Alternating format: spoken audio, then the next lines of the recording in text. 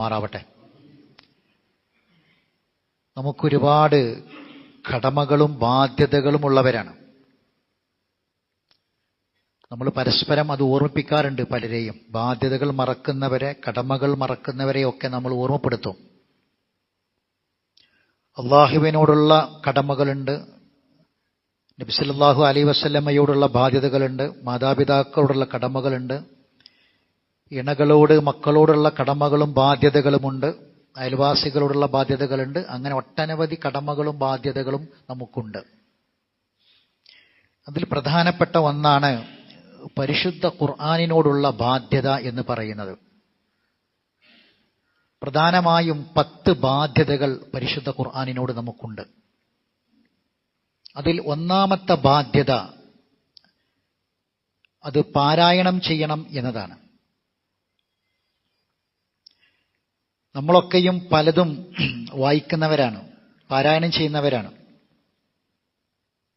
ഏതെങ്കിലും FBയിൽ ഒരു പോസ്റ്റ് ആരെങ്കിലും ഇട്ടാൽ അത് വായിച്ച് കമന്റ് പറയും. നമ്മൾ ഒന്നും വായിക്കാതെ വിടാറില്ല. കുറച്ച് മുമ്പായിരുന്നെങ്കിൽ അപൂർവം ചിലർ ഇപ്പോഴും രാവിലെ കട്ടൻ ചായയുടെ കൂടെ പത്രം കിട്ടി അതൊന്ന് വായിച്ചെങ്കിൽ മാത്രമേ, പത്രപാരായണം വളരെ പ്രധാനപ്പെട്ട കാര്യമായിരുന്നു. പരിശുദ്ധ ഖുർആനിന്റെ പാരായണം എന്ന് പറയുന്നത് അത് നിർബന്ധമായും ഒരു മുസ്ലിം ഖുർആനിനോടുള്ള ബാധ്യതയായി നിർവഹിക്കേണ്ടതാണ്. ഖുർആൻ അള്ളാഹു നൽകിയ ഏറ്റവും വലിയ നിഅമത്താണ്, പൂർത്തിയാക്കിയ നിഅമത്താണ്. ഏത് നിഅമത്തും സുമ്മല തുസ്അലുന്ന യൗമ ഇദിൻ അനിൻ നഈം, ചോദ്യം ചെയ്യപ്പെടും. അതിൽ ഖുർആനെ കുറിച്ചുള്ള ചോദ്യമുണ്ട്. ആ ചോദ്യം മരിക്കുന്ന സമയത്ത് മലക്കുകൾ ചോദിച്ചു തുടങ്ങും. മുത്തഖിയായ മനുഷ്യനോട് ചോദിക്കും, മാതാ അൻസല റബ്ബുക്കും. മരണസമയത്താണ്. അല്ലാഹ് പറയാം, നിന്റെ റബ്ബെന്താ ഇറക്കിത്തന്നത്? ഖുർആൻ പഠിക്കുന്ന, ഖുർആൻ പാരായണം ചെയ്യുന്ന, ഖുർആനുമായി ബന്ധമുള്ള ഒരാൾ മരിക്കുന്ന സമയത്ത് പറയും, ഖാലു ഖൈറ, എനിക്ക് അല്ലാഹു ഇറക്കിത്തന്ന ഖുർആൻ ഒരുപാട് ഖൈറായിരുന്നു. എന്നാൽ ഖുർആനിനോട് ബന്ധമില്ലാതെ ജീവിച്ച ആളുകളുടെ ചോദ്യം, ഫീമ കുൻതും, നിന്റെ നിലപാട് എന്തായിരുന്നു എന്നാണ്. അവിടെ മുതൽ ചോദ്യമുണ്ട്. ഖബറിൽ ചോദ്യമുണ്ട് ഖുർആനെ കുറിച്ച്, പരലോകത്തിൽ ചോദ്യമുണ്ട്. ഖുർആനിനോടുള്ള ഏറ്റവും പ്രധാനപ്പെട്ട ബാധ്യതയാണ് ഖുർആൻ പാരായണം ചെയ്യുക എന്നത്. എന്നാൽ ഖുർആൻ അവതരിക്കുന്ന കാലഘട്ടം മുതൽ ഖുർആൻ പാരായണത്തെ എതിർക്കുകയും ഖുർആൻ പാരായണത്തിൽ നിന്ന് ജനങ്ങളെ ശ്രദ്ധയെ തിരിക്കുകയും ഖുർആൻ കേൾക്കരുതെന്ന് പറയുകയും ഖുർആൻ മാറ്റിവെക്കാൻ ഖുർആനിന് പകരം മറ്റു പല സാഹിത്യങ്ങളും കൊണ്ടുവരികയും എന്നിട്ട് ഖുർആൻ വായിക്കുന്നതിന് പകരം, പാരായണം ചെയ്യുന്നതിന് പകരം അവ പാരായണം ചെയ്യാൻ വേണ്ടി പറയുകയും ചെയ്തിരുന്നു. അത് ഖുർആൻ ഇറങ്ങുന്ന കാലം മുതലേ ഉള്ളതാ. ഖുർആൻ ജീവിതത്തിന്റെ എല്ലാ സന്ദർഭങ്ങളിലും ഒഴിവുണ്ടാകുമ്പോഴല്ല, ഒഴിവുണ്ടാക്കി പാരായണം ചെയ്യണമെന്നാണ്. അതിന് മാസമോ സമയമോ ഒന്നുമില്ല. രാവും പകലും ഖുർആൻ പാരായണം ചെയ്യാൻ കൽപ്പിക്കപ്പെട്ടിട്ടുണ്ട്. എന്നാൽ ഇപ്പോൾ നമ്മൾ കാണുന്നത്, ചില പണ്ഡിതന്മാര് വരാൻ പോകുന്ന അറബി മാസം റബീഉൽ അവ്വൽ മാസമാണ്, അതുകൊണ്ട് ധാരാളമായി മൗലിദ് കിതാബുകൾ വീടുകളിൽ പാരായണം ചെയ്യണം, രാവിലെയും വൈകുന്നേരവും രാത്രിയിലും ഇശാ മഗ്‌രിബിന്റെ ഇടയിലൊക്കെ അത് പാരായണം ചെയ്യണം എന്ന് പറഞ്ഞുകൊണ്ട് ജനങ്ങളെ അതിലേക്ക് ക്ഷണിക്കുകയും അത്തരം കാര്യങ്ങൾ നിരന്തരമായി പ്രചരിപ്പിക്കുകയും ചെയ്തുകൊണ്ടിരിക്കുകയാണ്. ഇത് ഒരു തുടർച്ചയാണ്, ഖുർആൻ ആദ്യകാലത്തുണ്ടായിരുന്നതിന്റെ തുടർച്ചയാണ്. ഇവിടെയാണ് ചില കാര്യങ്ങൾ നിർബന്ധമായും നമ്മൾ മനസ്സിലാക്കേണ്ടത്. എന്തിന് ഖുർആൻ പാരായണം ചെയ്യണം? പരിശുദ്ധ ഖുർആൻ ചില കാര്യങ്ങൾ പറഞ്ഞു. അതുമായി ബന്ധപ്പെടുത്തി നമ്മളൊന്ന് ആലോചിക്കുക. ഇന്ന് പാരായണം ചെയ്യാൻ പറയുന്ന ഈ ഗ്രന്ഥങ്ങളൊക്കെയും നബിയുടെ കാലത്തുള്ളതല്ല. നബി വഫാത്തായി കുറെ കാലം സ്വഹാബത്ത് ജീവിച്ചു, പ്രവാചകനെ കണ്ട, അവരുടെയും കാലത്തല്ല, താബികളുടെയും കാലത്തല്ല. നൂറ്റാണ്ടുകൾക്ക് ശേഷം എഴുതി ഉണ്ടാക്കപ്പെട്ട പദ്യഗദ്യ സമ്മിശ്രമായ പല ഗ്രന്ഥങ്ങളുമാണ് ഖുർആനിനേക്കാൾ ആദരവോടെ. ഖുർആൻ നമ്മൾ സാധാരണ ഖുർആൻ എടുക്കുന്നു, മടിയിൽ വെക്കുന്നു, ഓതുന്നു. അതിനു പകരം ചന്ദനത്തിരി കത്തിച്ച് മുസല്ല വിരിച്ച് ചില കാര്യങ്ങളൊക്കെ, ചില കുന്തുക്കം പോലുള്ള സാധനങ്ങളൊക്കെ പുകയിച്ച് അങ്ങനെ ഏറെ ബഹുമാനത്തോടെ ആദരവോടെ ഖുർആനിനേക്കാൾ ആദരവ് കൊടുത്തിട്ട് റസൂലും സഹാബത്തൊക്കെ മരിച്ച് നൂറ്റാണ്ടുകൾ കഴിഞ്ഞതിന് ശേഷം എഴുതപ്പെട്ട ഗ്രന്ഥങ്ങൾ പാരായണം ചെയ്യണം. മുസ്ലിം സമൂഹം അങ്ങോട്ട് പോവാണ്. അല്ലാഹു തആല പറഞ്ഞു, ഔസിദ് അലൈഹി വറത്തിലിൽ ഖുർആന തർത്തീല. നബിയോട് രാത്രി നിസ്കരിക്കാൻ പറഞ്ഞു, ഖുർആൻ ഓതി നിസ്കരിക്കണം. ഏതെങ്കിലും ഈ കിതാബ് ഓതി നിസ്കരിക്കാൻ പറഞ്ഞിട്ടുണ്ടോ? ഖുർആൻ ഓതി നിസ്കരിക്കണം. ഖുർആൻ ഓതി പല കാര്യങ്ങളുണ്ട് അല്ലാഹ് പറഞ്ഞേ. വറത്തിലിൽ ഖുർആന തർത്തീല, ഖുർആൻ സാവകാശം ഓതണം. അല്ലദീന ആതൈനാഹുമുൽ കിതാബ, ഈ കിതാബ് നൽകപ്പെട്ടവരാരാണോ അവർ, ഈ കിതാബ് നൽകപ്പെട്ട ആളുകൾ ആരാണോ അവർ, ആ സമുദായം ഏതാണ് അവർ, യത്ലൂനഹു ഹഖ്ക തിലാവത്തിഹി, അത് ഓതേണ്ട മുറപ്രകാരം അവർ ഓതുന്നു. ഉലൈക യുമിനൂന ബിഹി, അതിലവർ വിശ്വസിക്കുന്നു. വമൻ യക്ഫുർ ബിഹി ഫഉലൈക ഹുമുൽ ഖാസിറൂൻ, ആര് ഇതിനെ നിഷേധിക്കുന്നുവോ അവര് അക്കൂട്ടരാണ് നഷ്ടം സംഭവിച്ചവർ, ഇഹലോകവും പരലോകവും നഷ്ടപ്പെട്ടവർ. ഇന്നല്ലദീന യത്ലൂന കിതാബല്ലാഹ്, അല്ലാഹുവിന്റെ കിതാബ് ഓതുന്നു. വഖാമുസ്സലാ, നിസ്കാരം നിലനിർത്തുന്നു. വഅൻഫഖു മിമ്മാ റസഖ്നാഹും സിർറൻ വഅലാനിയ, അല്ലാഹ് നൽകിയതിൽ നിന്ന് രഹസ്യമായും പരസ്യമായും ചിലവഴിക്കുന്നു. ഈ പരിപാടി യർജൂന തിജാറത്തിന തബൂർ, നഷ്ടം വരാത്ത കച്ചവടാണ്. ലിവഫിയഹും ഉജൂറഹും, അവർക്ക് അവർ ആ ഓതിയതിന്റെ കൂലി, അവർ ചെയ്ത നന്മയുടെ കൂലി പൂർണ്ണമായും കൊടുക്കാൻ വേണ്ടി. വയസീദഹും മിൻ ഫളിഹി, അല്ലാഹുവിന്റെ ഫളിൽ, അനുഗ്രഹത്തിൽ നിന്ന് ധാരാളമായി വർദ്ധിപ്പിച്ചു കൊടുക്കാൻ വേണ്ടിയും. ഖുർആൻ ഓതുന്ന ആൾക്കാർക്ക് അല്ലാഹ് ഫളില്, അള്ളാന്റെ ബറക്കത്ത് വർദ്ധിപ്പിച്ചു കൊടുക്കും. ഇത് ഖുർആനാണ്. ഇത് ഈ ഗ്രന്ഥത്തെ, ഈ പാരായണം ചെയ്യുന്ന കിതാബുകളെ കുറിച്ച് പറഞ്ഞിട്ടുണ്ടോ? അതിന്റെ കൂലി എവിടെയെങ്കിലും ഖുർആനിലെ ഹദീസിലോ പറഞ്ഞിട്ടുണ്ടോ? ബർക്കത്ത് കൂടുന്നുള്ള കാര്യം ഖുർആനെ കുറിച്ച് പറഞ്ഞത് എവിടെയെങ്കിലും പറഞ്ഞിട്ടുണ്ടോ? നബിന്റെ കാലത്തില്ലല്ലോ, വഹി ഇറങ്ങണ കാലത്തില്ലല്ലോ, സ്വഹാബത്തെ കണ്ടിട്ടില്ലല്ലോ ഇതൊന്നും. അപ്പൊ ഖുർആനിനേക്കാൾ ആദരവോടുകൂടി ഈ വരുന്ന മാസത്തിൽ പാരായണം ചെയ്യണം എന്ന് പറയുന്ന ഈ ഗ്രന്ഥങ്ങൾക്ക്, കിതാബുകൾക്ക്, ഖുർആനുമായി അതിനെ ബന്ധപ്പെടുത്തുമ്പോൾ ഖുർആൻ പാരായണം ചെയ്യാനും ഓതാനും പറഞ്ഞ നിർദ്ദേശങ്ങളുമായി, കൽപ്പനകളുമായി ബന്ധിപ്പിച്ച് നോക്കുമ്പോൾ വട്ടപൂജ്യമായി കാണുന്നു. അത് ഖുർആനിൽ നിന്ന് ജനങ്ങളെ തെറ്റിക്കാൻ വേണ്ടി ആദ്യകാലത്ത് ഉണ്ടായിരുന്ന ആളുകളുടെ പിൻതലമുറക്കാർ പിന്നീട് കടത്തിക്കൂട്ടിയതാണ് ഇതൊക്കെ. ഇനി ഖുർആനുമായി ബന്ധപ്പെടുത്തി ഖുർആനിന്റെ ഫളായിലുകൾ, ഖുർആൻ ഓതുന്നതിന്റെ, പാരായണം ചെയ്യുന്നതിന്റെ പ്രത്യേകതകൾ, ഖുർആൻ ഏതെങ്കിലും ഒരു മാസത്തിൽ മാത്രം ചൊല്ലാനല്ല പറഞ്ഞത്, അല്ലെങ്കിൽ ഏതെങ്കിലും ഒരു ഭക്ഷണം ഉണ്ടാക്കുന്ന, ഏതെങ്കിലും ഒരു മാസത്തിൽ ഭക്ഷണം ഉണ്ടാക്കുന്ന ഒരു ചടങ്ങിന് മുമ്പ് ചൊല്ലാനല്ല പറഞ്ഞത്. മറിച്ച് എല്ലാ മാസങ്ങളിലും എല്ലാ സമയത്തും പാരായണം ചെയ്യാനാണ് കൽപ്പിച്ചത്. എന്നിട്ട് അതിന്റെ പ്രതിഫലങ്ങൾ ഇങ്ങനെ പറഞ്ഞു.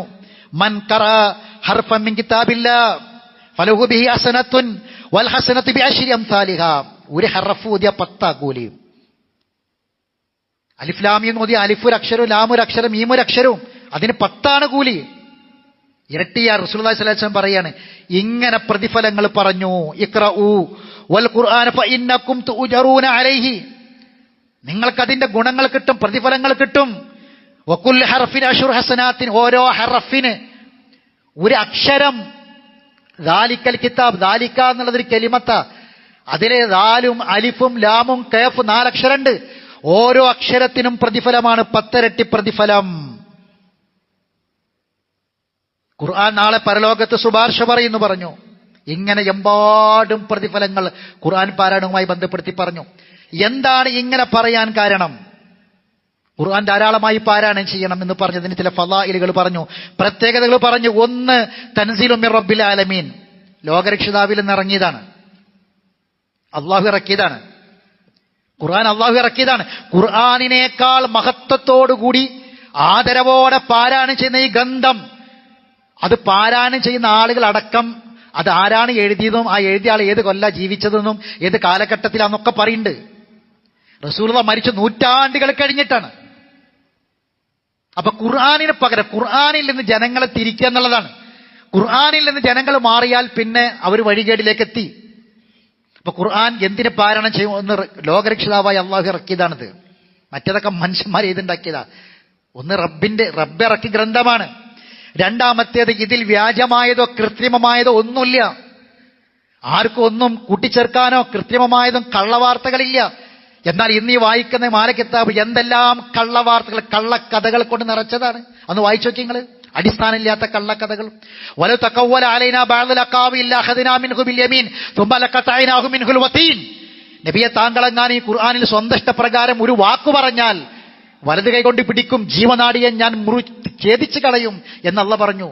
അള്ളാന്റെ വാക്കും മാത്രം ഖുർആൻ, വ്യാജമായതൊന്നുമില്ല. മൂന്നാമത്തത് നിർമാർഗം, നേരായ വഴി.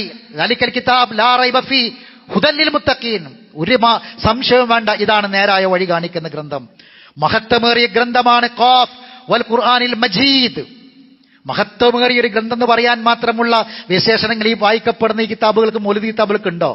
എന്തെല്ലാമാണ് അതിലുള്ളത്? ഒരു അമുസ്ലിമായ മനുഷ്യനെ നമ്മൾ തുറന്നു വെച്ച് വായിക്കാൻ പറ്റുമോ? എന്തെല്ലാം കള്ളക്കഥകൾ അതിലുണ്ട്, എന്തെല്ലാം വേണ്ടാത്ത വർത്തമാനങ്ങൾ അതിലുണ്ട്. ഖുർആൻ മഹത്വമേറിയ ഗ്രന്ഥമാണ്. ഇനി ഇത് പഠിക്കുന്നതിന് എളുപ്പമാണ്. വലഖദ് യസ്സർനൽ ഖുർആന ലിദ്ദിക്ർ ഫഹൽ മിൻ മുദക്കിർ. പഠിക്കാൻ പാഠങ്ങളുണ്ട്, ഉൾക്കൊള്ളാൻ നിയമങ്ങളും നിർദ്ദേശങ്ങളും വഴികളും ഒക്കെ ഉണ്ട് അതിൽ. ഇതിലെന്താണുള്ളത്? ഈ ഗ്രന്ഥങ്ങളിൽ നിന്ന് എന്ത് നിർമാർഗമാണ്, വഴിയാണ് കിട്ടാനുള്ളത്? അള്ളാഹുവിന്റെ സംരക്ഷണമുള്ള ഗ്രന്ഥമാണിത്. ഇന്നാ നഹ്നു നസ്സൽന ദിക്റ വ ഇന്നാ ലഹു ലഹാഫിളൂൻ. അള്ളാഹിന്റെ സംരക്ഷണമുണ്ട്. ശരിയായ തീരുമാനങ്ങൾ എടുക്കാൻ കഴിയും. ഇന്ന ഹാദൽ ഖുർആൻ യഹ്ദി ലില്ലതി ഹിയ അഖ്വം. നേരായ വഴി, ശരിയായ തീരുമാനങ്ങൾ. ഒരു മനുഷ്യന് ദുനിയാവിൽ എങ്ങനെ ജീവിക്കണം, അവന് ഖൈറുണ്ട്, ഷെറുണ്ട്, ഫിത്നയുണ്ട്, ബലാ ഉണ്ട്, ഇതൊക്കെ എന്താന്ന് തിരിച്ചറിയണം. ഇല്ലെങ്കിൽ പ്രശ്ന. കഴിഞ്ഞ ബുധനാഴ്ച നമ്മളൊക്കെ നമ്മുടെ നാടുകളിലൊക്കെ നിറയെ വാട്സപ്പുകളിൽ പ്രചരിച്ചു. കഴിഞ്ഞ ബുധനാഴ്ചയുടെ പ്രത്യേകത എന്താ? സഫർ മാസത്തിലെ അവസാനത്തെ ബുധനാഴ്ചയെ പറ്റിയിട്ട് ഈ ആളുകൾ പ്രചരിപ്പിച്ചത് എന്താണെന്നറിയങ്ങള്? 3 ലക്ഷത്തോളം മുസീബത്ത് ഇറങ്ങുന്ന ഒരു വർഷത്തിലെ ഏറ്റവും കാഠിന്യമുള്ള നഹ്സിന്റെ ദിവസമായിരുന്നു സഫർ മാസത്തിലെ അവസാനത്തെ ബുധനാഴ്ച. ആളുകളൊക്കെ ഭയങ്കര ബേജാറിലായിരുന്നു ഇതിങ്ങനെ പ്രചരിപ്പിക്കാന്. എന്നിട്ട് അതിന് രക്ഷ കിട്ടാൻ വേണ്ടിയിട്ട് ഇവരുടെ വക ഉണ്ടാക്കിയതായിട്ട് പറഞ്ഞു. അള്ളയും റസൂലും പറയാത്തത് സലാം രക്ഷ കിട്ടണം. അതിനെ സലാമിന്റെ 7 ആയത്ത് ഖുർആനിലുണ്ട്. ആ 7 ആയത്ത് ഓതണം. സലാമുൻ ഖൗലൻ മിർ റബ്ബിർ റഹീം, സലാമുൻ അലാ നൂഹിൻ ഫിൽ ആലമീൻ, സലാമുൻ അലാ ഇബ്രാഹിം, സലാമുൻ അലാ മൂസ വ ഹാറൂൻ, സലാമുൻ അലാ യാസീൻ, സലാമുൻ അലൈക്കും തിബ്തും ഫദ്ഖുലുഹാ ഖാലിദീൻ, സലാമുൻ ഹി ഹത്താ മത്ലഇൽ ഫജ്ർ. ഇങ്ങനെ 7 സലാമിന്റെ ആയത്തുണ്ട്. അത് ഓതണം എന്ന് പറഞ്ഞു. ഇതാരാ പറഞ്ഞത്? റസൂൽ പറഞ്ഞിട്ടുണ്ടോ? ഹദീസിലുണ്ടോ? സഹാബത്ത് പറഞ്ഞോ? എത്ര സഫർ കഴിഞ്ഞുപോയി, എത്ര സഫർ അവസാനത്തെ ബുധനാഴ്ച കഴിഞ്ഞുപോയി. ഇവരാരെങ്കിലും 3 ലക്ഷം മുസീബത്ത് ഇറങ്ങുന്ന ദിവസം എന്ന് പറഞ്ഞോ? ഇത് പ്രചരിപ്പിച്ചു, നാട് നിങ്ങളെ പ്രചരിപ്പിച്ചു. എല്ലാവരും ഇത് പ്രതീക്ഷിച്ചിരുന്നു. എന്നിട്ട് സലാമുൻ ഖൗലൻ മിർ റബ്ബിർ റഹീമിന് ശേഷം സലാത്തുൽ മുൻജിയ എന്ന് പറഞ്ഞ സലാത്ത് ചെല്ലണമെന്ന് പറഞ്ഞു. അല്ലാഹുമ്മ സ്വല്ലി അലാ സയ്യിദിനാ സ്വലാത്തൻ തുൻജിനാ ബിഹാ മിൻ ജമീൽ അഹ്വാലി വൽ ആഫാത്ത് വതഖ്ളി ലനാ ബിഹാ ജമീഅൽ ഹാജാത്ത് وتطهرنا بها من جميع السيئات وترفعنا بها أعلى الدرجات وتبلغنا بها أقصى الغايات من جميع الخيرات في الحياة وبعد الممات. ഇതാണ് الصلاة المنجية. إن الله وملائكته يصلون على النبي. നബിക്ക് ഇറങ്ങിയത്, നബിയുടെ മേൽ സ്വലാത്ത് അല്ലാഹുള്ള ആയത്ത്. സ്വലാത്ത് റസൂൽ പഠിപ്പിച്ചു കൊടുത്തു. എന്താണ് സ്വലാത്ത് എന്ന്? അല്ലാഹുമ്മ സ്വല്ലി അലാ മുഹമ്മദിൻ വ അലാ ആലി മുഹമ്മദ് കമാ സ്വല്ലൈത അലാ ഇബ്രാഹിം വ അലാ ആലി ഇബ്രാഹിം. ഇബ്രാഹിം ഈ സ്വലാത്ത് പറഞ്ഞു കൊടുത്തു. അതാണ് സ്വലാത്ത്. ഈ സ്വലാത്ത് ആരുണ്ടാക്കിയതാ? ഈ സ്വലാത്ത് എവിടുന്ന് വന്നതാ? ഈ സ്വലാത്ത് നിർമ്മിച്ചുണ്ടാക്കിയ സ്വലാത്താ. ദീനിലൊരു സ്വലാത്ത് നമുക്കുണ്ടാക്കാൻ അവകാശമുണ്ടോ? റസൂലിനോട് പറഞ്ഞ, റസൂലെ താങ്കളെങ്ങാനും സ്വന്തം ഇഷ്ടപ്രകാരം ഒരു വാക്ക് പറഞ്ഞാൽ വലത് കൈ കൊണ്ട് പിടിച്ച് ജീവനാടിയെ തേക്കുക. ഖുർആനാ പറഞ്ഞത്. ആരാണ് ഇതുണ്ടാക്കിയത്? ഇസ്ലാമിലെ വിധി എന്താ? റസൂലുള്ളാഹിന്റെ പേരിൽ സ്വലാത്തുൽ മുൻജിയ എന്ന് പറഞ്ഞിട്ട് ഇതുണ്ടാക്കിയതിന്റെ വിധി എന്താ? ഇത് ചൊല്ലാനാ പറഞ്ഞത്. ഇനിയും തീർന്നില്ല. അതിനുശേഷം പറഞ്ഞു സൂറത്ത് തൗബയിലെ ഒരായത്ത്, കുല്ലൻ യുസീബനാ ഇല്ലാ മാ കതബല്ലാഹു ലനാ ഹുവ മൗലാനാ വ അലല്ലാഹി ഫൽയതവക്കലിൽ മുഅ്മിനൂൻ. ഈ ആയത്ത് ഓതണമെന്ന് പറഞ്ഞു. ഈ ആയത്തിന്റെ അർത്ഥം അറിഞ്ഞാൽ ഈ പറഞ്ഞ കാര്യം തന്നെ പോകും, ഈ നഹ്സന്നെ പോകും. കാരണം ഈ ആയത്തിന്റെ അർത്ഥം എന്താ? നബിയെ പറയുക, ലൻ യുസീബനാ, ഞങ്ങൾക്കൊരു മുസീബത്തും ബാധിക്കൂല, ഇല്ലാ മാ കതബല്ലാഹു ലനാ, അല്ലാഹ് ഞങ്ങൾക്ക് എഴുതി വെച്ചതല്ലാതെ ഒന്നും ബാധിക്കൂല. ഹുവ മൗലാന, അവനാണ് ഞങ്ങളെ യജമാനൻ. അള്ളാഹുവിന്റെ മേൽ ഫൽയതവക്കലിൽ മുതവക്കിലൂൻ, തവക്കുൽ അല്ലാഹുവിൽ തവക്കുലാക്കണം. 3 ലക്ഷം നഹ്സറെന്ന് പറഞ്ഞിരിക്കേണ്ട ദിവസമല്ല സഫർ മാസത്തിൽ അവസാനം ബുധനാഴ്ച. പഠിപ്പിച്ചിട്ടില്ല. ഈ ആയത്ത് ഓതണമെന്ന് പറഞ്ഞു. ഈ ആയത്ത് അർത്ഥം അറിയാണെങ്കിൽ ഈ ആയത്ത് ആ വിശ്വാസം തന്നെ പോകും. എന്നിട്ട് പറഞ്ഞു ഈ ആയത്ത് ഓതിയിട്ട് സലാത്തുൽ ഫാത്തിഹ ചൊല്ലണം. വേറൊരു സലാത്ത്, അല്ലാഹുമ്മ സ്വല്ലി അലാ സയ്യിദിനാ മുഹമ്മദിൽ ഫാത്തിഹി ലിമാ ഉഗ്ലിക വൽ ഖാതിമി ലിമാ സബഖ നാസിരിൽ ഹഖ് ബിൽ ഹഖ് വൽ ഹാദി ഇലാ സിറാത്തിക്കൽ മുസ്തഖീം വ അലാ ആലിഹി ഹഖ ഖദ്രിഹി വ മിഖ്ദാരിഹിൽ അളീം. സലാത്തുൽ ഫാത്തിഹ ഇതാരുണ്ടാക്കിയതാ? ഈ സലാത്ത് ഉണ്ടാക്കിയതിന്റെ വിധി എന്താ? അള്ളാഹുവിന്റെ റസൂലിന് സ്വലാത്ത് ചൊല്ലണം എന്ന ആയത്ത് ഖുർആനിലുണ്ട്. ആ സ്വലാത്ത് റസൂലിന് വഹി ഇറക്കി കൊടുത്തു ജിബ്രീൽ. ഈ പഠിപ്പിക്കാത്ത ഈ സ്വലാത്ത്, സ്വഹാബത്ത് കേൾക്കാത്ത സ്വലാത്ത്, അബൂബക്കർ സിദ്ദീഖ്, ഉമർ ഖത്താബ്, ഉസ്മാൻ അഫ്ഫാനും സ്വഹാബത്തും ചൊല്ലാത്ത ഈ സ്വലാത്ത്, ഇത് ഉണ്ടാക്കിയവന്റെ വിധി എന്താ? ഉണ്ടാക്കിയവന്റെ വിധി എന്താ? നബിയെ, താങ്കളെങ്ങാനും ഒരു വാക്ക് ഞാൻ പറയാത്തത് പറഞ്ഞാൽ വലത് കൈ കൊണ്ട് പിടിക്കും, ജീവനാടിയെ ഛേദിക്കും എന്ന് ഖുർആനിൽ അള്ളാഹ് പറഞ്ഞതാ. എങ്കിൽ ഈ സ്വലാത്ത് ഉണ്ടാക്കിയവന്റെ വിധി എന്താ? ഈ സ്വലാത്ത് ചൊല്ലാനാ പറഞ്ഞത്. അതും തീർന്നില്ല, എന്നിട്ട് പറഞ്ഞു ഹസ്ബുനാ വ നിഅമൽ വക്കീൽ 450 തവണ പറയണമെന്ന്. അതിന്റെ അർത്ഥം അറിയണവന് ഇത് ഹസ്ബുനാ വ നിഅമൽ, ഞങ്ങൾ അല്ലാഹ് മതി, ഞങ്ങൾ അവൽ തവക്കുലാക്കിയിട്ടുണ്ട് എന്നതിന് അർത്ഥം അറിഞ്ഞാൽ ഈ വിശ്വാസം ഉണ്ടാകൂല. യാ ലത്തീഫ് എന്ന അല്ലാഹുവിന്റെ ഇസ്മ 120 തവണ പറയണമെന്ന് പറഞ്ഞു. അലൻ നശ്ർ ഒരു തവണ, സൂറത്തു തീൻ ഒരു തവണ, സൂറത്തു നസ്ർ ഒരു തവണ, ഇഖ്ലാസ് 7 തവണ ചൊല്ലണം എന്ന് പറഞ്ഞു. അപ്പൊ സഹോദരങ്ങളെ, എന്തുകൊണ്ടാണ് ഇത് വന്നത്? ഖുർആനെന്ന് പോയി, ദീനെന്ന് പോയി, മതത്തിന് പോയി. ഇതറിയില്ല, അത് പഠിച്ചിട്ടില്ല. കാലഘട്ടങ്ങൾക്ക് ശേഷം ആരൊക്കെയോ എഴുതിയുണ്ടാക്കിയത് ദീനായി മനസ്സിലാക്കിയിട്ട് അതങ്ങനെ ചൊല്ലിപ്പറയുന്നു, പഠിക്കുന്നു. അതിനെ ഖുർആനിനേക്കാൾ ശ്രേഷ്ഠതയും സ്ഥാനവും പദവിയും കൊടുക്കുന്നു. അപ്പൊ ഖുർആൻ പാരായണം ചെയ്യണം. എന്തിന് ഖുർആൻ പാരായണം ചെയ്യണം? അതിലൊരു കാര്യമാണ് ശരിയായ തീരുമാനം എടുക്കാൻ സഹായിക്കുന്നു എന്നത്. വിപത്തുകളിൽ നിന്ന് നമ്മളെ കാക്കും, പരലോകത്ത് ശുപാർശ ചെയ്യും, വിശ്വാസ ദൃഢീകരണമുണ്ടാകും ഖുർആൻ. ഈ മാല ഓതെ എന്ത് വിശ്വാസ ദൃഢീകരണം ഉണ്ടാവുക? ഏത് വിശ്വാസത്തിലേക്കാണ് നമ്മൾ എത്തിക്കാം? നമ്മുടെ തൊലിയും ഹൃദയങ്ങളും അള്ളാഹുവിനെ കുറിച്ചുള്ള ഓർമ്മയിലേക്ക് വിനീതമാകും ഖുർആൻ ഓതിയാൽ. അല്ലാഹു നസ്സല അഹ്സനൽ ഹദീസ് കിതാബൻ മുതശാബിഹൻ മഥാനിയ തഖ്ശഇറു മിൻഹു ജുലൂദുൽ ലദീന യഖ്ശൗന റബ്ബഹും സുമ്മ തലീനു ജുലൂദുഹും വഖുലൂബുഹും ഇലാ ദിക്രില്ലാഹ്. ഇതിന് ഖുർആൻ ഓതണം. ഹൃദയത്തിന് ശമനമാണ്, വിശ്വാസികൾക്ക് കാരുണ്യമാണ്. വയുനസ്സിലു മിനൽ ഖുർആനി മാ ഹുവ ശിഫാഉൻ വറഹ്മത്തുൽ ലിൽ മുഅ്മിനീൻ. ഈ പറഞ്ഞ ഇത് ഏതെങ്കിലും ഒന്ന് ഈ മനുഷ്യന്മാർ എഴുതിണ്ടാക്കിയ ഗ്രന്ഥത്തിനുണ്ടോ എന്ന് പരിശോധിക്കണം. റബ്ബിൽ നിന്നുള്ളതായതിനാൽ ഇതിൽ വൈരുദ്ധ്യങ്ങളില്ല. ഖുർആൻ എന്തിനു വായിക്കണം? ഖുർആൻ എന്തിനു പാരായണം ചെയ്യണം? വൈരുദ്ധ്യങ്ങളിൽ അഫലാ യതദബ്ബറൂനൽ ഖുർആന വലൗ കാന മിൻ ഇൻദി ഗൈരില്ലാഹി ലവജദൂ ഫീ ഇഖ്തിലാഫൻ കസീറാ. അല്ലാഹുവിൽ നിന്നായതുകൊണ്ട് ഇതിൽ വൈരുദ്ധ്യങ്ങളില്ല. എന്നാൽ മാല കിതാബ് എടുത്തു നോക്കി, ഫുള്ള് വൈരുദ്ധ്യങ്ങളാ. എത്രണ്ണം മാറ്റി, എത്രണ്ണം പുതിയ പുതിയ എഡിഷനുകളിലേക്ക് കൊണ്ടുവരേണ്ടി വന്നു, എത്രണ്ണം തള്ളി. വാദപ്രതിവാദങ്ങൾ ഞങ്ങളത് എടുക്കൂല, ഞങ്ങൾക്ക് ഈ മാല സ്വീകാര്യമല്ല എന്ന് പറയേണ്ടി വന്നു. എത്രണ്ണം പുതിയതായി ഉണ്ടാക്കേണ്ടി വന്നു. അത് അള്ളാഹുവിൽ നിന്നല്ലാത്തത് കൊണ്ടാണ്. അള്ളാഹു സുബ്ഹാനഹു വ തആല ഒരുപാട് മഹത്വങ്ങൾ പരിശുദ്ധ ഖുർആൻ പാരായണം ചെയ്യേണ്ടതിന്റെ ആവശ്യകതയെക്കുറിച്ച് പറഞ്ഞിട്ടുണ്ട്. ദജ്ജാലിന്റെ ഷർറിൽ നിന്ന് മോചനം കിട്ടും. 2 വെള്ളിയാഴ്ചകൾക്കിടയിലുള്ള പ്രകാശമാണ്. ഖബർ ശിക്ഷയിൽ നിന്ന് സംരക്ഷണം കിട്ടും. സ്വർഗത്തിൽ കൊട്ടാരം കിട്ടും. വ്യക്തമായ വഴികേടിൽ നിന്ന് സത്യത്തിന്റെ വരിയിലേക്ക് വരാൻ കഴിയും. 1447 വർഷമായിട്ടും യാതൊരു മാറ്റത്തിരുത്തലുകൾക്കും വിധേയമാകാത്ത ഗ്രന്ഥം. ഞാൻ പറഞ്ഞല്ലോ, സ്വർഗത്തിലേക്ക് നയിക്കുന്ന ഗ്രന്ഥം. റബ്ബിന്റെ അഹ്ലുകാരാണ് ഈ ഖുർആൻ പാരായണം ചെയ്യുന്ന ആളുകൾ. അങ്ങനെ തുടങ്ങിയിട്ട് ഒരുപാട് ഫളായിലുകൾ പറഞ്ഞു.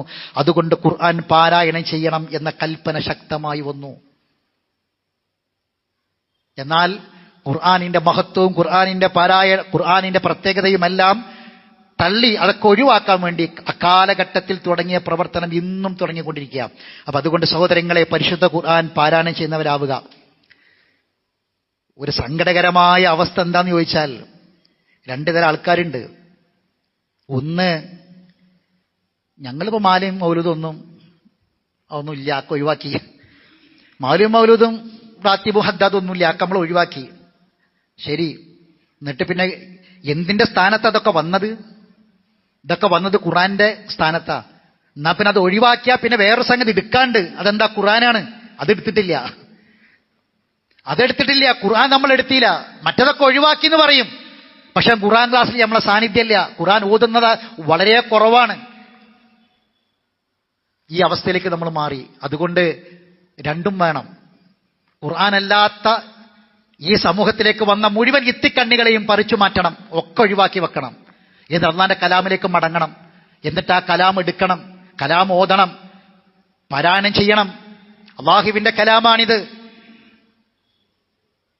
അപ്പൊ ചില ആൾക്കാർ പറയും, മൗലിദ് കിതാബിൽ മുഴുവനും അള്ളാന്റെ റസൂലിന്റെ മദ്ഹല്ലേ?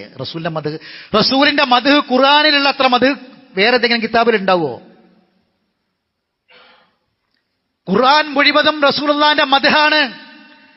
ഖുർആൻ മുഴുവനും റസൂലുള്ളാഹിന്റെ മദ്ഹ്. അല്ലാഹു സുബ്ഹാനഹു വ തആല റസൂലുള്ളാഹിന്റെ മദ്ഹ് പറഞ്ഞ പോലെ ലോകത്തേതെങ്കിലും ഒരു വ്യക്തിക്ക്, ഒരു മനുഷ്യന് പറയാൻ കഴിയുമോ മദ്ഹ്?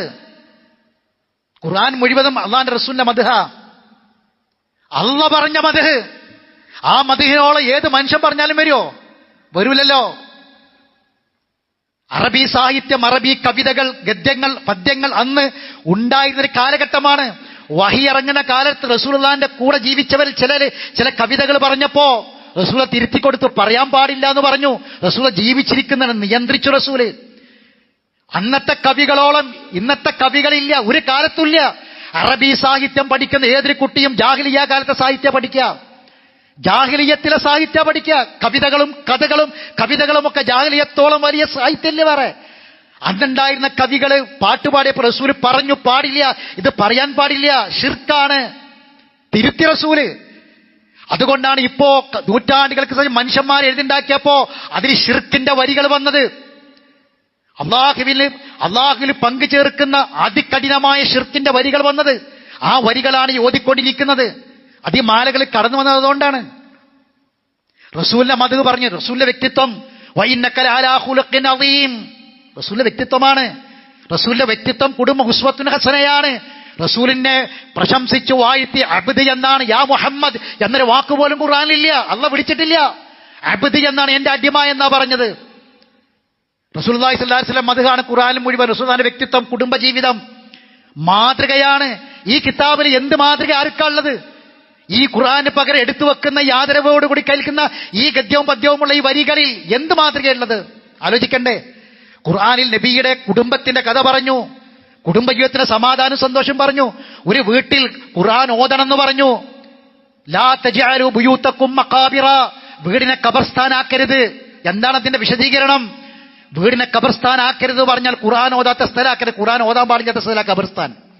ഖുർആൻ പാരായണം ചെയ്യാൻ പാടില്ലാത്ത സ്ഥലമാണ് ഖബർ. ഖബർസ്ഥാനിൽ ലാ തജ്അലു ബുയൂതകും മഖാബിറ എന്ന് പറഞ്ഞത് അള്ളാഹിന്റെ ഹബീബായ റസൂലാണ്. റസൂലാ ഖുർആൻ ഇറങ്ങിയത്. എന്ന് പറഞ്ഞാൽ മക്ബറ പോലെ വീടാവരുത്, ഖുർആൻ ഓതാത്ത സ്ഥലമാകരുത് എന്നാ പറഞ്ഞത്. അതിന് ബർക്കത്തുണ്ടാകും. എന്തൊക്കെയാണ് ഇന്നത്തെ അവസ്ഥ? നമ്മളെ കുടുംബത്തിൽ ഖുർആനാണ്ട് പോയിട്ട് നാട്ടിലെ മുഴുവൻ വീട്ടിലും മൗലിദ് വന്നു. നാട്ടു മൗലിദിന്റെ പുറത്ത് വേറെ ചില മാസങ്ങളിൽ. അതുകൊണ്ട് എന്താ അതിൽ 10 കുടുംബം എടുത്താൽ അതിൽ 5 കുടുംബത്തിലധികം പ്രയാസങ്ങളാണ്. കണ്ടില്ല നിങ്ങൾ? ഇന്നലെ 6 വയസ്സുള്ള ഒരു കുട്ടിനെ തട്ടിക്കൊണ്ടേന്ന് പറഞ്ഞ് ഒന്നായിട്ട് പരന്നു. വാപ്പാനെ കൂടെ നടന്നു പോകുന്ന ഒരു കുട്ടിയെ പെട്ടെന്ന് ഒരു വാഹനത്തിൽ ആൾക്കാർ വന്ന് തട്ടിക്കൊണ്ടുപോയി. കുട്ടിയെ കിട്ടിയാൽ ഉടനെ വിവരം അറിയിക്കണം എന്ന് പറഞ്ഞു. ഇന്നലെ മുഴുവനും നാട്ടിലെ മുഴുവൻ എല്ലാ വാട്സപ്പുകളിലും പരന്നു. അവസാനം വന്നത് എന്താ? ഈ കുട്ടിന്റെ ഉമ്മ തന്നെയാണ് കുട്ടിനെ തട്ടിക്കൊണ്ടേതെന്നാ. കുട്ടിന്റെ ഉമ്മ തട്ടിക്കൊണ്ടുപോയത്, ഉമ്മ നിയോഗിച്ച ആൾക്കാരെ കൊണ്ടേത്. കോയമ്പത്തൂർ എയർപോർട്ടിൽ നിന്നാണ് പിടിച്ചത്. ഗൾഫിലേക്ക് കൊണ്ടാനുള്ള പരിപാടിയായിരുന്നു. എന്താ പ്രശ്നം? വാപ്പയും ഉമ്മയും തമ്മിൽ പ്രശ്നമാണ്, കുടുംബ പ്രശ്നങ്ങളാണ്. ഒരു 10 കുടുംബം എടുത്താൽ 8 കുടുംബത്തിലും പ്രശ്നങ്ങളാണ്. എന്തുകൊണ്ടുണ്ടായി? നമ്മളൊന്ന് അന്വേഷിച്ചു നോക്കുക. ഖുർആൻ ഒരു വീട്ടിൽ നിന്ന് പോയാൽ, ഖുർആൻ ഒരു വീട്ടിലുണ്ടെങ്കിൽ പാരായണം ചെയ്താൽ അതിന്റെ ബർക്കത്തുണ്ടാകും. ആയത്ത് ഞാൻ നേരത്തെ ഓതിക്കൽപ്പിച്ചു. ഖുർആനിനോളമുള്ളൊരു ഗ്രന്ഥം കൊണ്ടുവരാൻ ഈ ഖുർആൻ പോലെയുള്ളൊരു ഖുർആൻ കൊണ്ടുവരാൻ ജിന്നുകളും മനുഷ്യന്മാരും മുഴുവൻ ഒരുമിച്ച് കൂടിയാലും സാധ്യമല്ല എന്നുള്ള ഖുർആനിൽ പറഞ്ഞിട്ടുണ്ട്.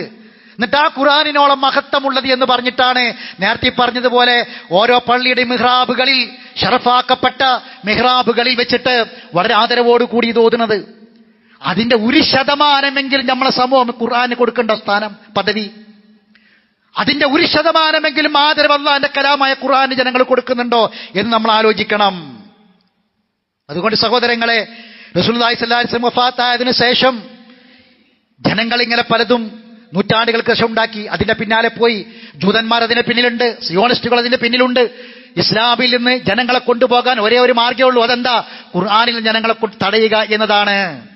അതുകൊണ്ട് സഹോദരങ്ങളെ, റബീഉൽ അവ്വൽ ആണെങ്കിലും സഫറാണെങ്കിലും ഏത് മാസത്തിലും നമ്മൾ സമയം കണ്ടെത്തി, ഒഴിവുണ്ടാകുമ്പോഴല്ല, സമയം കണ്ടെത്തണം ഖുർആൻ ഓതാന്, ഖുർആൻ പാരായണം ചെയ്യാൻ. ഒരു മാസത്തിൽ ഒരു തവണയെങ്കിലും ഖുർആൻ മുഴുവനായിട്ട് ഓതണം. അതാണ് ഖത്മുൽ ഖുർആൻ എന്ന് പറയാ. ഖുർആനുമായുള്ള ബന്ധം നമ്മൾ സ്ഥാപിക്കണം. അള്ളാഹു പറഞ്ഞ എല്ലാ ഗുണങ്ങളും നമ്മളെ ആരോഗ്യത്തിനും നമ്മളെ മനസ്സിന്റെ രോഗങ്ങൾക്കുള്ള ശമനമായും നമുക്ക് കാരുണ്യമായും സമാധാനമായും നമ്മളെ കുടുംബത്തിന്റെ സന്തോഷമായും നമ്മുടെ ജോലിയിലും നമ്മൾ അള്ളാഹ് തന്ന ഫദ്ലുകളിലെല്ലാം ബർക്കത്തുമായും ഈ ഗ്രന്ഥം വരും. കിതാബുൻ മുബാറകുൻ, ബർക്കത്ത് നൽകപ്പെട്ട ഗ്രന്ഥമാണ് ഖുർആൻ. ഈ ബർക്കത്ത് ലോകത്തൊരു ഗ്രന്ഥത്തിനും അള്ളാഹ് കൊടുത്തിട്ടില്ല എന്ന് നമ്മൾ മനസ്സിലാക്കണം. അഖൂലു ഖൗലി ഹദാ അസ്തഗ്ഫിറുല്ലാഹൽ അളീമ ലീ വലക്കും ഇന്നഹു ഹുവൽ ഗഫൂറുർ റഹീം.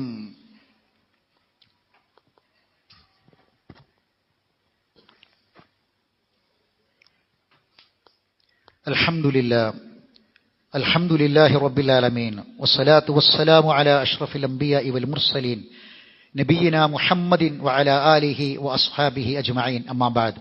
അയ്യുഹന്നാസ് ഇത്തഖുല്ലാഹ ഇബാദല്ലാഹ്. അള്ളാഹുവിന്റെ വിധിവിലക്കുകളെ സൂക്ഷിക്കണമെന്ന് ഒരിക്കൽ കൂടി ഓർമ്മപ്പെടുത്തുകയാണ്.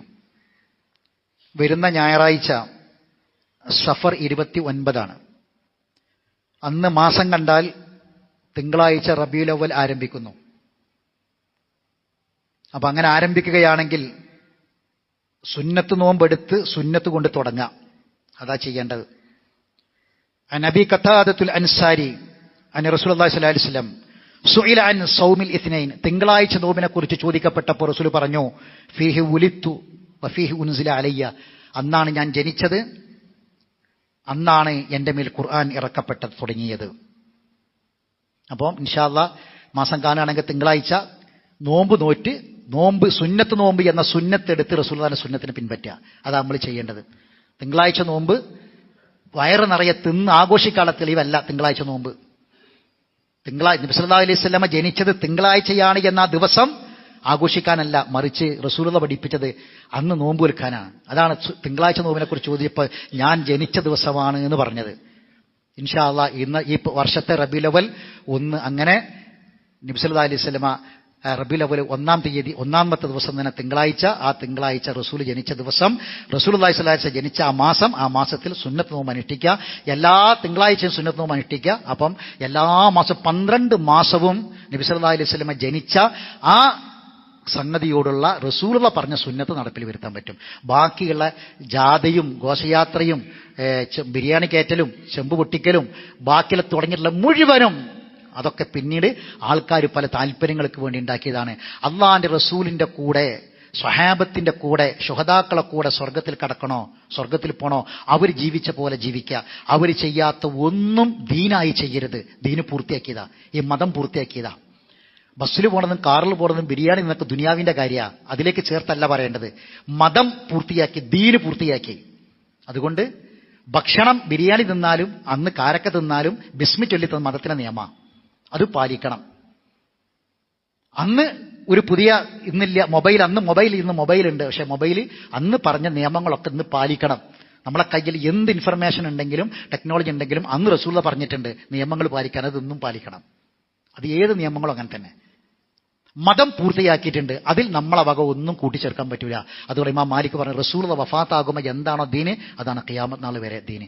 അതല്ലാത്തത് എത്ര നല്ലതാണ് എന്ന് പറഞ്ഞ് കടത്തിക്കുട്ടിയാലും നല്ലത് റസൂലുള്ളാഹിക്ക് അറിയാതെ പോകുമോ, സ്വഹാബത്തിന് അറിയാതെ പോകുമോ, പഠിപ്പിക്കാതെ പോകുമോ? സ്വർഗം കിട്ടാൻ നരകത്തിന് രക്ഷപ്പെടാൻ വേണ്ട എല്ലാ കാര്യവും റസൂൽ പഠിപ്പിച്ചിട്ടില്ലേ? അതുകൊണ്ട് നല്ലതാണ് എന്ന് പറഞ്ഞ് നമ്മൾ വലുതും കടത്തിക്കൂട്ടിയാൽ ഷാഫി ഇമാമിന്റെ ഉസ്താദായ മാലിക് ഇമാം പറഞ്ഞതുപോലെ വഖദ് ഖാന റിസാല, അള്ളാഹിന്റെ റസൂലിനെ അള്ളാഹ് ഏൽപ്പിച്ച കാര്യത്തിൽ വഞ്ചിച്ചു നമ്മളെ എന്ന് പറയേണ്ടി വരും, പറയുന്നവരായിരിക്കും.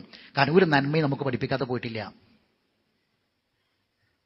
അള്ളാഹു സുബ്ഹാനഹു വ തആല നമ്മളെ കാത്തുരക്ഷിക്കുമാറാവട്ടെ. എല്ലാ ബിദ്അത്തുകളിൽ നിന്നും റസൂലുള്ളാഹി വഫാത്തായതിനു ശേഷം ഇതിൽ കടത്തിക്കൊടുത്തൊക്കെ ബിദ്അത്ത, കുല്ലു ബിദ്അത്തിൻ ദലാല, എല്ലാ പുതിയ ആചാരങ്ങളും ബിദ്അത്താണ്, അത് നരകത്തിലേക്കുള്ളതാണ്. അള്ളാഹു നമ്മളെ കാത്തുരക്ഷിക്കുമാറാവട്ടെ. അറിവില്ലായ്മയോട് വന്നുപോയ തെറ്റുകുറ്റങ്ങൾ അള്ളാഹു വിട്ടുപുറത്ത് മാഫാക്കി തരട്ടെ. അടുത്ത വെള്ളിയാഴ്ച മുതൽ ഇൻഷാ അല്ലാഹ് നമുക്ക് സ്ത്രീകൾ ജുമഅക്ക് വന്ന് തുടങ്ങും. അപ്പോൾ പുരുഷന്മാർ പ്രത്യേകം ശ്രദ്ധിക്കുക, സ്ത്രീകൾ മുകളിൽ ഉണ്ടാകും. അതുകൊണ്ട് പുരുഷന്മാർ കോണി കയറി പോകുന്നത് ശ്രദ്ധിക്കുക. അടുത്ത വെള്ളിയാഴ്ച മുതൽ സ്ത്രീകൾ പള്ളിയിൽ അവർക്ക് അനുവാദം നൽകുകയാണ്. അതുകൊണ്ട് മുകളിലേക്ക് പെട്ടെന്ന് കയറി പോകുന്ന പുരുഷന്മാർ ആ കാര്യം പ്രത്യേകം ശ്രദ്ധിക്കുക. അല്ലാഹു സുബ്ഹാനഹു വ തആല എല്ലാ നന്മകൾക്കും സാക്ഷികളാകാൻ നമുക്ക് തൗഫീഖ് പ്രദാനം ചെയ്യുമാറാവട്ടെ.